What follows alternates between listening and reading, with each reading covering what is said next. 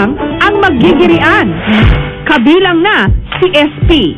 Yung trail namin, paakyat, pababa, tapos pwede kang magpagalop, magpatakbo. Ang advantage sa kabayo, na-exercise lagi, tapos hindi sila nabibigla pagka competition na, hindi sila nabibigla pagka talagang full gallop na sila. Ang 14 anyos namang si Charmaine, kahit tila may gatas pa raw siya sa labi, tila may promise daw na maging isang mahusay na hinete. Hindi ko rin alam kung ba't ako namin sa kanila, pero ang point, mabait sila, maamo. Parang buo ng aking araw. Kahit hindi man ako sasakay dyan, or hindi ko siya hawakan, basta nakita ko lang kabayo, happy na ako. Girls, ready! Go! Nung una, parang hindi pa makabasag ng pinggan ng mga cowgirl. Pero maya-maya lang, tila ba buhay na nila ang nakataya. Si SP, agad namang natsyempuhan ng kalaban. Go! Nung 5 na lang ang naglalaban, binago ang patakaran ng laro. Mabilisan na sa pagpapaputok ng sariling lobo. Sa round na ito, si Charmaine ang nauna. Kaya siya ang nag-uwi ng 800 pesos ding premyo. Pero ang pinakahinintay na event sa araw na ito, ang backstroke racing. Si Timujin, hindi raw tatalikuran ng hamon sa labang ito. Tiwala raw siya sa kanyang kabayong si Liberty na hindi siya nito ilalaglag. Parang kapatid.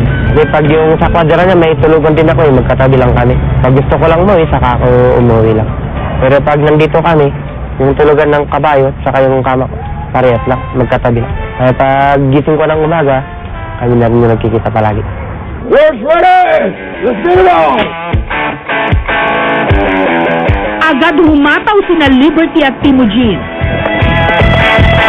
Kahit hindi sila diretsong nakatingin sa daan, sa 2 beses nilang pag-ikot sa racetrack, naungusan nila ang mga kalaban.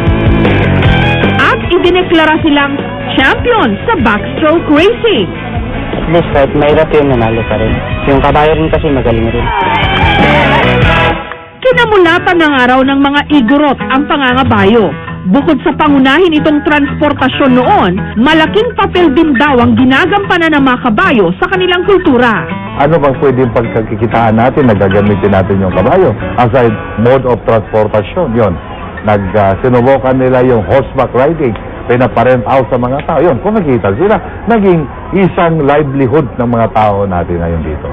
Wala silang sports noon. Kukunti lang ang sports activities ng mga tao noon. Nag-umpisa silang mag-horseback racing. Yun yung tawag na dungba ay race yun.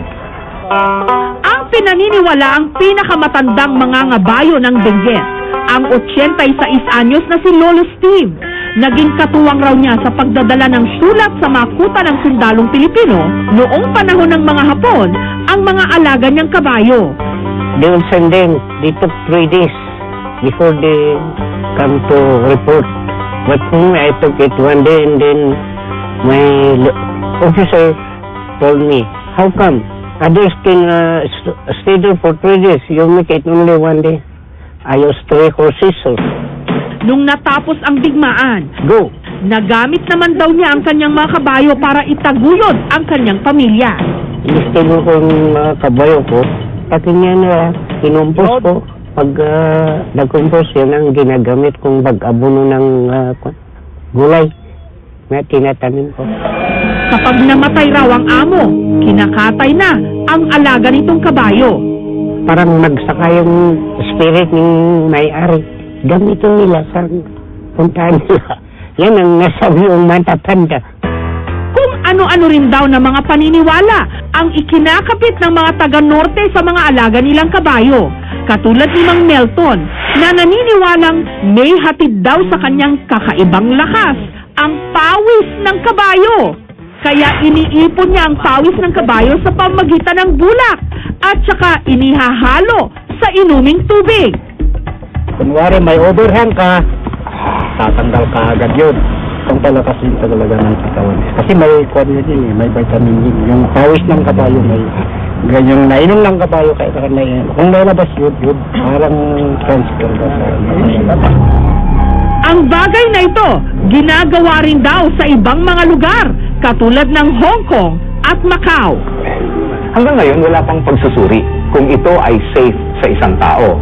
Since ang pawis ay classified as toxin na dapat inilabas na ng isang mammal, it must not be taken again orally. Bagamat ito ay may nilalaman ng mga electrolytes and certain nutrients. Kasi alam mo, kailangan na bago natin sabihin ito'y safe, it must have been studied scientifically. Dahil naman sa tibay ng balat ng kabayo, naisipan ni Joseph na gawin itong bag. Hindi kami kumakatay ng kabayo para lang kunin yung balat na gawing bag. O hindi po. Gumagawa lang kami ng bag kung may balat out of sa mga nadidisgrasyang kabayo namin dito sa park sa Baguio. Kailangan daw kasing pangalagaan ngayon ng mga kabayo. Nauubos na raw kasi ang mga lahi ng mga ito sa Benguet dahil sa commercial farming. Dahilan para mawalan sila ng matitirhan. Kaya si William, puspusan sa pangangasta o pagpaparami ng kabayo sa kanyang farm sa La Trinidad. Ito ang itong isang buntis. Baka itong early part of December na mga anak ito. Sa araw na ito, irereto niya ang kabayong si Appaloosa sa matipunong si Apollo. Kasi pag walang kasama, di walang hawak dun sa babae, wala ring hawak sa lalaki. Pag magkalaban sila, di magdidisgrasya. Sandali munang tila nagligawan sina Apollo at Appaloosa. We will try after 21 days. Pag okay na, then pag hindi na magpa-kasta uli, then medyo shorter may karga. Sa Wright Park sa Baguio, ang mga kabayong ito, kinulayan lang palang mga buhok. Kung halo na yung puti at saka pink, pwede nang ilagay. Instant makeover. Kahit pa sa totoo lang, lalaki pala ang karamihan sa mga kabayong ito. Mas makita nila kasi kulay pink, mas mapili sila, saka mas magandang tignan kasi may kulay sila. Yun lang ang pinapansin ng mga customer. Para raw magkaroon ng bonding si Alvin sa kabayong gagamitin niya sa pamamasyal, ang kanyang napili, yung kabayong kulay pink ang buhok. Ito kasi gaya-gaya, nakakainis eh. Natuwa agad ako, na-attract ko sa tas feeling ko parang pag nakita ko na ibang tao, matutuwa sila o parang magugulat sila. Kagaya nung naramdaman ko nung nakita ko to. Pero ang mga kabayong ito sa Subic, nabansot. Galing pa raw sa Argentina ang mga ito na 3 talampakan lang ang taas.